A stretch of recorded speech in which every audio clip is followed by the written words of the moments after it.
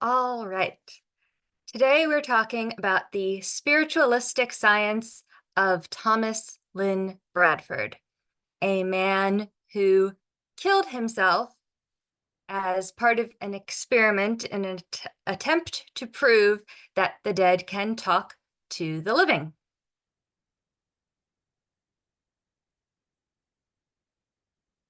The story was very quickly picked up by local newspapers. They were reporting on it the day after he died. So I will read this short excerpt since the quality of the image isn't wonderful. Believed to have entered into a pact that, if successful, would answer the great problem of existence after the grave, Professor Thomas Lynn Bradford gave his last remaining possession, his life, Saturday. His body was found in his room at 2500 Howard Street with the gas turned on. Nearby, evidently where they had dropped from his hand, were found several typewritten pages on Can the Dead Communicate with the Living? Somewhere in Detroit is believed to be a girl who is anxiously waiting for him to prove his theory. So, who was Thomas Lynn Bradford? Bradford was born in either 1868 or 1869 in Lansing, Michigan. He attended Michigan State Agricultural College, Emerson School of Oratory, and the Columbia College of Oratory. And he was known for working as a mechanical draftsman in his day job, but also by his true passion, lecturing and doing dramatic oration, particularly on the subject of spiritualism. Although, according to the landlord of the rooming house in which he stayed, he also rather enjoyed doing a Jekyll and Hyde impression. Besides that, we don't know very much about him. We really don't know that much about any of the characters involved in this story. We know more about Bradford than anyone else. It's a lot of piecework investigation from reading newspapers, which is fun. But the important thing when it comes to Bradford is his interest in spiritualism. And his landlord also reported that he was in negotiations to write a book on spiritualism before he died. Whether or not that was true and why he chose to go through with this experiment instead of finishing the book, we will never know. But let's talk about spiritualism. What is spiritualism? Who are these spiritualists? From the excellent book title by Dr. Peebles, who is rather a good example of mediums at the time, in which he's a complete fraud, including his medical degree was from a fraudulent university. But before him, the origins of spiritualism are often traced back to the teachings of Emanuel Swedenborg, and were heavily influenced by Franz Mesmer's writing about hypnotism. The first recorded use of the word was in 1796. However, it has always been a word that has been applied in a variety of ways, depending on what it means personally to individuals. The word spiritualism is sometimes used interchangeably with the word spiritism. However, sometimes the two words are treated as more distinct things. Spiritism refers more accurately to the spiritualist movement in France, of which Allan Kardec was one of the main writers.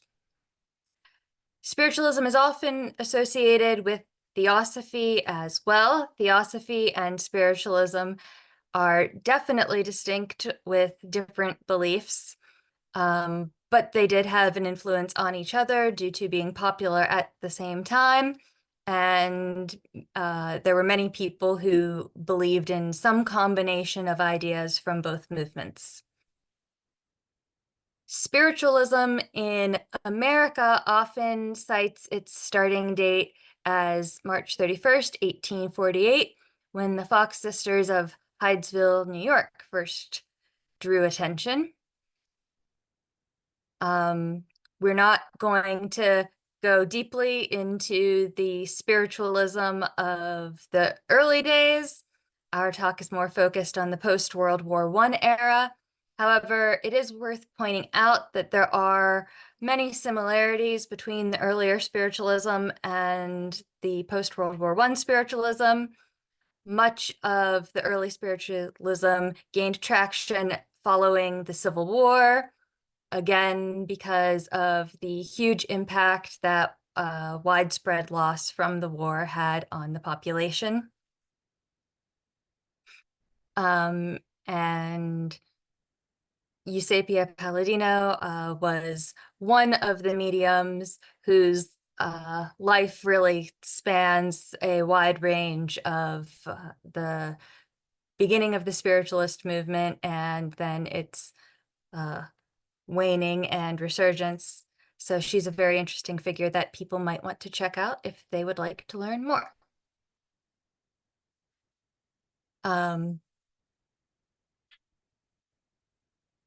Before we delve into the specifics of the post-World War I era, I will go into a little bit more detail about the specific beliefs of spiritualism. Spiritualists believe in the possibility of communication with the spirits of the dead. However, a very common belief that is important in spiritualism and that we will talk about repeatedly throughout this is the idea that the dead are not necessarily dead. There is an idea in spiritualism that the soul is constantly evolving and will just continue to evolve until it reaches perfection. The transition from the physical to the spiritual form is generally considered just part of that evolution.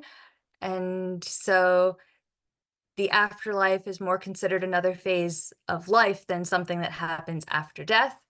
Mediums often talk about the spirits that they are channeling as if they don't know that they have died, are oblivious to death. They also often describe these spirits as conducting an afterlife that in many ways resembles life, with the ghosts or souls, however they're described, being depicted as dressed in human normal clothing. There are jokes that you will sometimes see about spirits in evening dress. And there are mentions sometimes of there being hospitals in the spirit world where the souls can go to recover from physical ailments that are continuing to plague them from their physical prior lives, as well as from more spiritual maladies. It is often believed that the practice of mediumship is something that can be learned. However, there is a distinction drawn that the number of true mediums is really a very small number in order to allow the proponents of spiritualism to distance themselves from those who are proven to be frauds, with varying degrees of success at doing that. For our purposes, it's definitely important to keep in mind that idea of the soul as continuing to live and evolve in many ways. So, after World War I and the 1918 flu pandemic, the spiritualist movement had a major resurgence. It had started to wane in popularity due to the fact that several of the notable mediums of the time period were either proven to be frauds or eventually admitted themselves that they were frauds. One of the Fox sisters, for example, confessed to being a fraud in around 1913. So the movement had lost a lot of traction, and then these great tragedies came and it had its resurgence. As J. Carlton Bell wrote, with the increasing losses of friends and relatives and the general gloom occasioned by the war, there is a quickening of religious feeling and a readiness to lend a willing ear to stories of communication with the spirit world.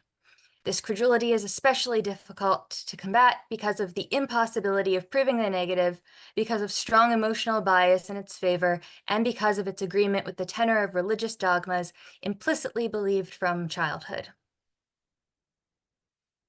Society at large was mourning, and due to that had a very strong interest in what happens after death. This was fueled by several important works that were written around this time. There were many mediums who reported contact with soldiers that had died.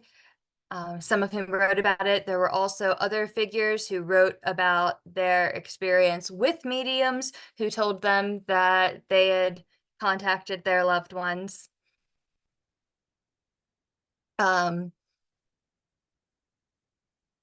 Curran is interesting to note here. She is an example of the incorporation of creativity into the spiritualist movement. She wrote poetry, novels, and other prose, which she claimed was dictated to her by a spirit called Patience Worth. That line between fact and fiction was also represented in some ways by Sir Arthur Conan Doyle, who was best known, of course, for his fiction work, but was also a major proponent of spiritualism. It is important to point out that he was a spiritualist before the impact of World War I, although he did lose several family members in World War I and the flu, and was affected greatly by that. His interest in spiritualism came before that.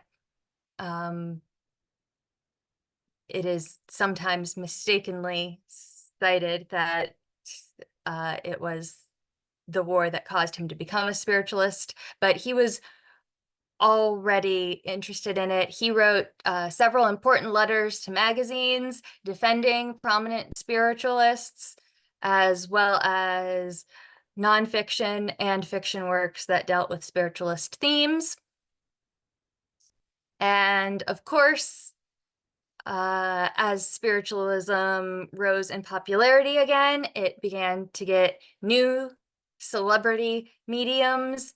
Mina Marjorie Crandon is a great example of this. She was particularly well known during the time period for her incorporation of sex appeal into her spiritualist performance. She was certainly not the first to ever do this, but she was particularly paid attention to because of these aspects. It had a strong impact on the way, especially her critics talked about her during the time.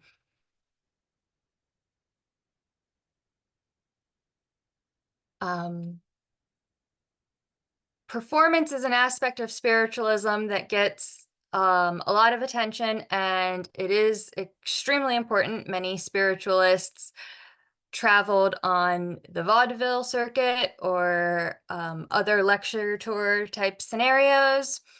Some of them had very similar practices to magicians, which is important, and we will discuss more later. But there was also always a very strong connection between science and spiritualism in many complicated ways. Alfred Russel Wallace, for example, was a British scientist who wrote a lot about evolution. He was a strong believer in spiritualism and drew connections between his scientific study of evolution and his belief in the spiritual evolution, which made him a controversial figure to some of his scientific peers. William Crookes was another scientist who had a strong interest in spiritualism.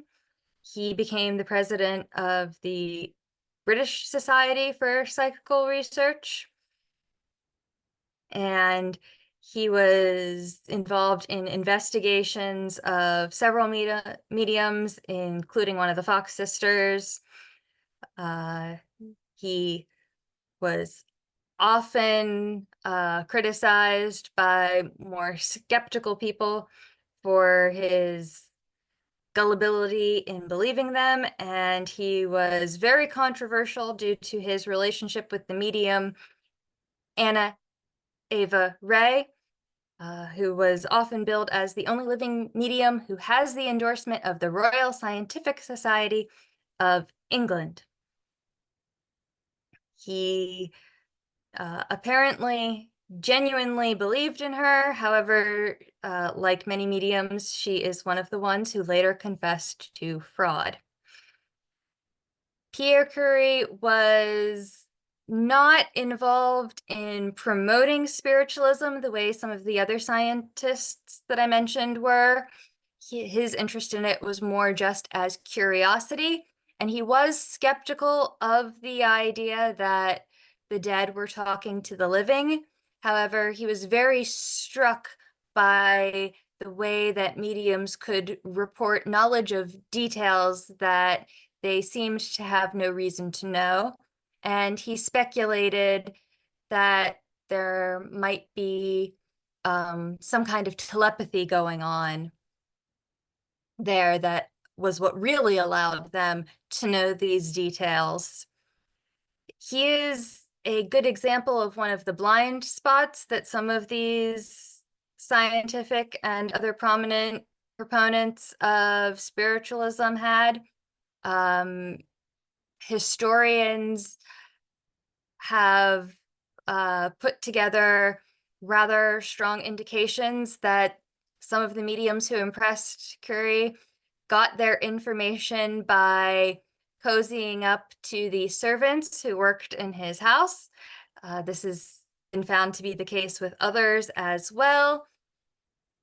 There was a common tendency to be rather oblivious to this aspect of the help gossiping and feeding the mediums their information. The American Society for Psychical Research was founded in approximately 1888. It is important to point out that psychological academics were often involved in the research into supernatural and the paranormal. And this often involved speculation. The more skeptical members who focused more on the psychology of both the mediums and their audiences would often speculate that either the medium or the audience members had some kind of mental illness, which was the real explanation for why they believed what they believed or claimed what they claimed. Sometimes those readings can get rather grim, but some of them do point out interesting things. With many of the more creative spiritualists who incorporated art or fiction writing into their spiritualism, there is some indication that regardless of whether or not there is any mental illness going on, spiritualism can sometimes be almost as much a way of expression as whatever artistic medium they're using, in addition to other ways that it can influence their art. And it is nearly impossible to talk about scientific investigations into mediums during the post-World War I era without mentioning the feud between Arthur Conan Doyle and Harry Houdini. They were friends. Spiritualism is often blamed for the rift between them. Houdini's mother died in 1913, and in 1922, Lady Doyle conducted a sort of seance in which she did automatic writing and claimed to produce a message from Houdini's mother. However, the message was not convincing due to the fact that it was in English and made some allusions based in Christianity, while Houdini's mother was Jewish and did not speak English, only German. Houdini is interesting in that he is a figure of someone who really wanted to believe in spiritualism, but his willingness to believe was never enough to actually convince him. Throughout his life, very early on, and then again later after the death of his mother, he attended spiritualist seances, but often found the mediums disappointing. He had even tried to work as a spiritualist performer for a while.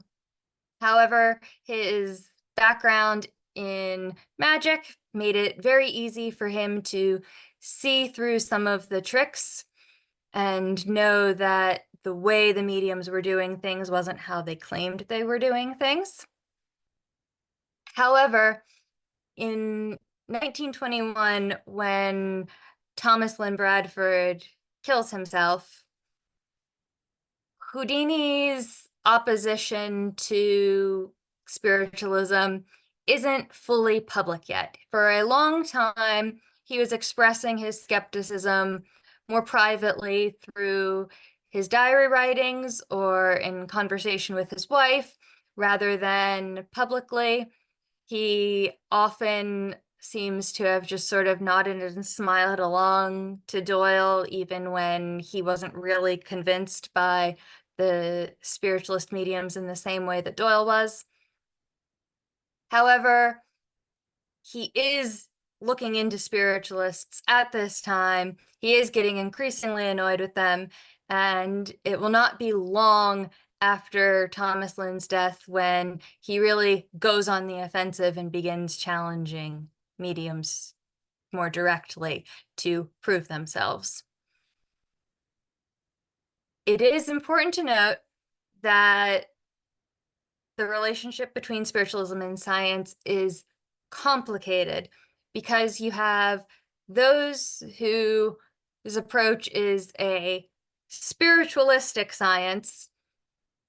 They're more focused on the spiritualism and trying to prove why it is true, versus those who are more focused on science and are trying to investigate and figure out if it's true. But at the same time, it's interesting that many of the most successful debunkers of mediums were not men with academic training or backgrounds in science, but rather magicians like Houdini, who were spotting the tricks that the mediums used in their performance and using those powers of observation and their knowledge of those tricks to see what was happening physically rather than getting distracted the way some others did by the belief system and the more psychological aspects. That entertainment value was always a big part of spiritualism, like I said before, and that wasn't limited to just the way that mediums presented themselves. It very quickly translated into pop culture, into literature of the time, as well as into movies when they appeared. And we are going to watch just a little bit of this clip from The Medium Exposed from 1906 because it is a very good example of some of the common traits of seances during this time period, despite being a little bit earlier than the time period we're focusing on.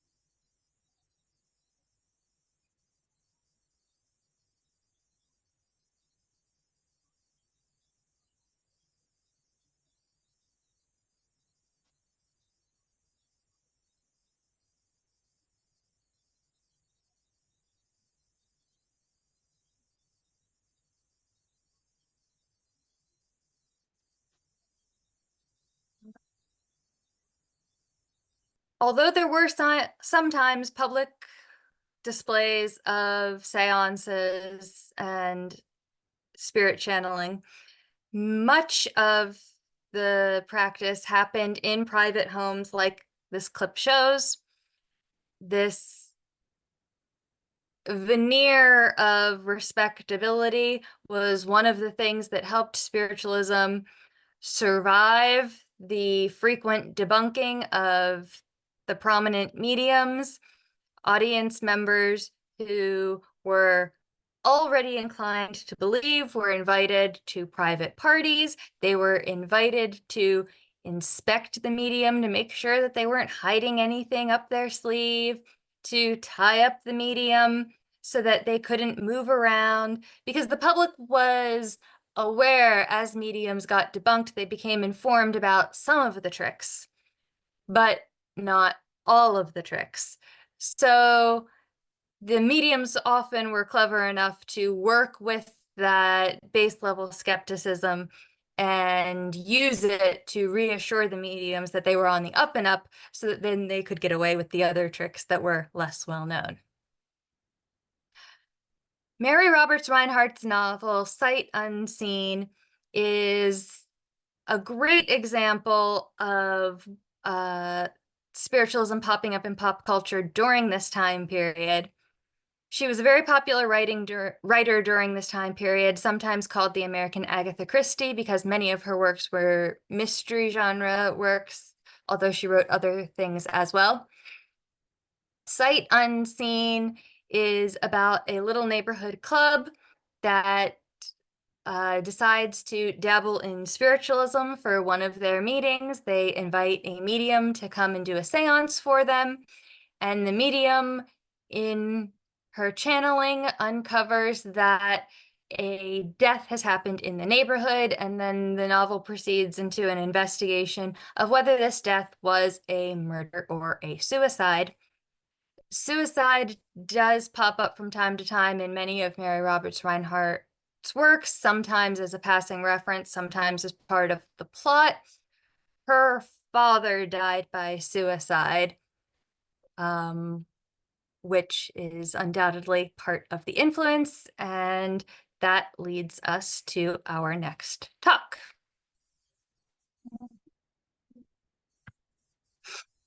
Suicide also had a strong connection to the entertainment industry during this time period. Although it could sometimes be a taboo and criticized in many ways, that was, of course, an influence on how it was talked about. Sometimes it was also treated for laughs sometimes, as well as to sensationalize stories.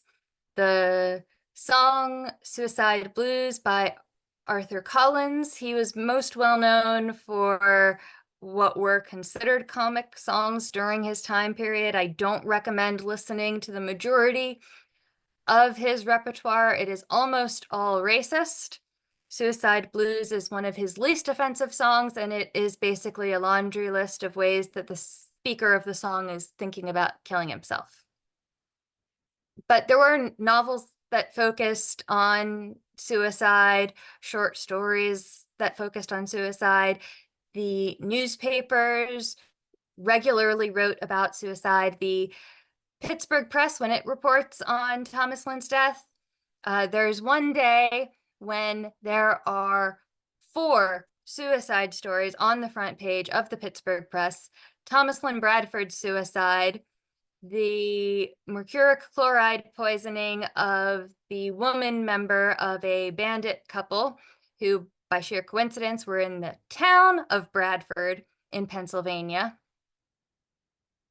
A miner who tried to kill himself out of despair over his family's economic condition but survived, and a joke story about a woman in Salem whose father willed her a length of rope to hang herself with because he didn't like her husband and some of the other choices that they made. Mercuric chloride in particular is a very big deal during this time period, not just in suicide deaths, but also in accidental deaths, like that of the film star Olive Thomas. Although her death was mostly considered to be accidental, there was speculation at the time that it might not have been as accidental as it seemed. It was widely sensationalized in the newspapers, much like the reporting of Thomas Lynn Bradford's suicide.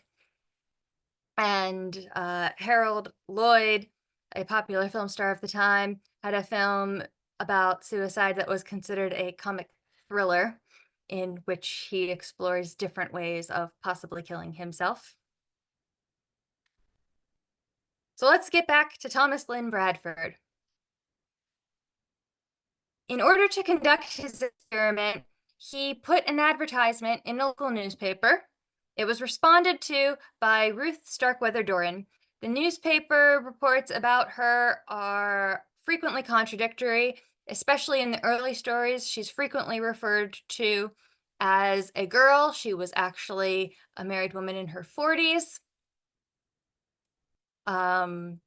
And she was considered extremely respectable. Part of the reporting about her respectability is an emphasis on her not really being a spiritualist herself, although the reports do go back up and forth on this a bit, as well as her own comments go back and forth on this a bit. She frequently claims that she was skeptical, that she only got involved with Bradford out of curiosity about spiritualism, but that she didn't really believe. She also goes back and forth, and the newspapers go back and forth about how much she was in on the experiment at all, whether or not she knew that Bradford was planning to kill himself. Ultimately, the newspapers really seized, however, on the fact that he was supposed to communicate with her. And the fact that he immediately didn't was a major source of interest. There's a lot of glee in many of the headlines for these stories about the dead spiritualist being silent, about him failing to make contact when that was the entire point. However, this speculation also gave rise to the opportunity for another figure to chime in. Lulu Mack, we know even less about than we know about Ruth Starkweather Doran. However, Lulu Mack claimed herself a bit of the spotlight when she said that Bradford had contacted her. She is very important in this story, despite being a vague figure, because she brings into her comments about Bradford a lot of that spiritualist belief system that you don't always see in comments from the general public when they're talking about their experience with mediums and seances. She says that although Thomas Bradford did make contact with her, she could barely hear him. And this makes sense to Lulu Mack because he has recently died. And she talks about in the interviews in the paper how the suicide experiment really wasn't a good idea because he was never going to be able to make immediate contact in the way that he wanted to, reportedly, because that's simply not how it works. Remember, the idea of evolution is a big part of the spiritualist belief system. And part of that is the idea that a spirit is weak immediately after death, or immediately after that evolution from physical form to spiritual form. The spirits are not expected to be able to contact mediums effectively until they have been around for a while and evolved later. There's usually specific talk about advancing to the next plane of existence. It's also interesting to note that Lulu Mack doesn't entirely claim the credit for the contact herself. She talks about sensing Bradford and then contacting her medium, and her medium being the one through whom Bradford eventually does manage to speak. Even then, his speech is vague. He doesn't do much more than say, "Hello, hello, are you there? Can you hear me? I'm Thomas Lynn Bradford," because of course you have to have that in there so that you can prove that the spirit who contacted you is the one who is supposed to contact you. Eventually, Ruth Starkweather Doran finally has a seance of her own. A week after Bradford's death, she gets a small number of people together at her house. It's about 3 people. She claims that she's only doing this because it's her human duty to another human being, insists on her continued skepticism about what is going on. However, despite these denials, what progresses in her seance is a very stereotypical description of a seance during the time period. The curtains are drawn, the lights are dimmed. Eventually, she instructs that the lights go out altogether. She senses Bradford before she actually hears him speak. When she begins to hear him speak, it's difficult to hear him. It's not clear, but he instructs her to write down his message of what he is going to say. And so she does. And his message is, again, very typical of the time period. And of a lot of these reports of spirits, he says that he just went to sleep. He says that he is fine, he is happy where he is. He describes there being darkness, but things are slowly becoming more light. He's beginning to see more of what's going on in the afterlife, in the spirit realm. He wants to emphasize the fact that he hasn't fully been able to travel and explore, but when he has been able to meet with other spirits, they've been full of rapture and happiness. He does not regret his suicide, and this visitation is going to be the first of multiple visitations. And then Mrs. Doran faints.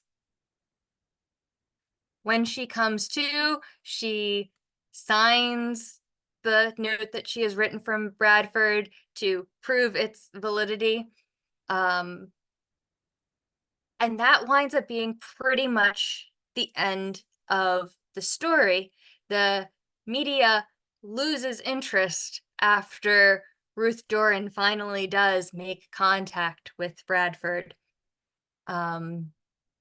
They're much more interested in that tension and that conflict between the idea that he did this to communicate and then isn't able to communicate. They enjoy the reporting much more when they're talking about Lulu Mack, and you can tell that there's definitely a current of skepticism in the journalists. Even when Lulu Mack is saying that she technically made contact, they report the experiment as being a failure and that he claimed that he was going to be able to talk and ultimately didn't. It's a complicated situation in which they don't want to give him any credit. They're in it for the story and the entertainment value, and him actually making contact almost becomes anticlimactic. I have a list for you of some other readings that you might be interested in from contemporary writers as well as from more modern writers, a mix of those who are focused on debunking mediums and spiritualists and those who are interested in the history, regardless of how much they actually believe in spiritualism.